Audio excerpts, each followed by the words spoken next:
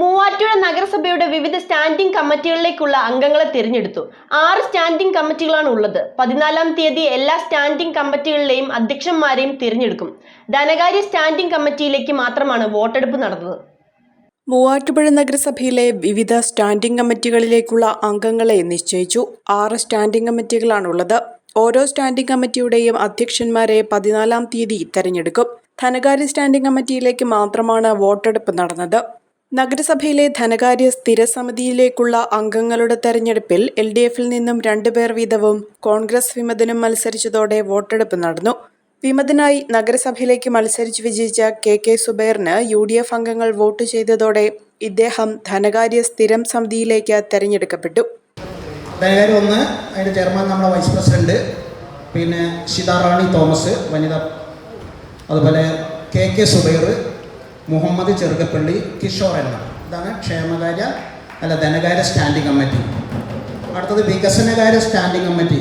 അതിൽ അസം ബീഗം,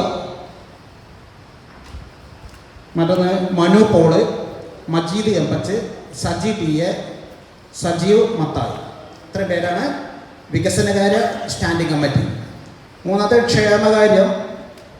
അതിൻ്റെ വനിതയായിട്ട് ജാസ്മിൻ ഉമ്മർ, പിന്നെ CM ഷുക്കൂർ, S മജീദ്, അമ്പിളി ബിജു, രാജശ്രീ രാജു.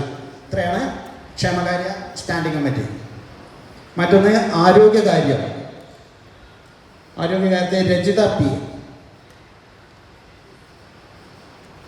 ബിസ്ബി സാബിത്ത്, ഷേർലി പൗലോസ്, ജയ സുഗു, മനോജ് G. മറ്റ് പൊതുമരാമത്ത് കാര്യം ഷബീന T, ജെയ്സൺ തോട്ടത്തിൽ, ജിനു ആൻ്റണി, റബിൻസ്റ്റി അലിയാർ, ജയകൃഷ്ണൻ നായർ. അതുപോലെ വിദ്യാഭ്യാസ കലാകായികം ഷഹന മാഹിൻ, നൗഫിയ മെയ്ദീൻ, ദീപ്തി വിപിൻ, രജനി ടീച്ചർ. ബ്ലോക്ക് കോൺഗ്രസ് നേതൃത്വത്തിന്റെ നിർദ്ദേശപ്രകാരമായിരുന്നു UDF അംഗങ്ങൾ സുബൈറിന് വോട്ട് ചെയ്തത്. LDF-ന്റെ NM കിഷോറും റബിൻസ് T അലിയാറുമാണ് മത്സരിച്ചത്.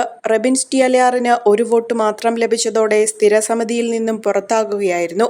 ഇതോടെ ധനകാര്യ സമിതിയിൽ LDF-ന് 1 അംഗം മാത്രമായി ചുരുങ്ങി.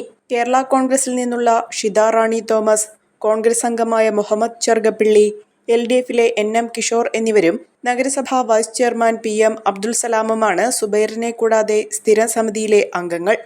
ആരെയും കൊതിയോടെ ഉണർത്തുന്ന ഹൈസയുടെ രുചിയും മണവും ഇനി നിങ്ങളിലേക്കും.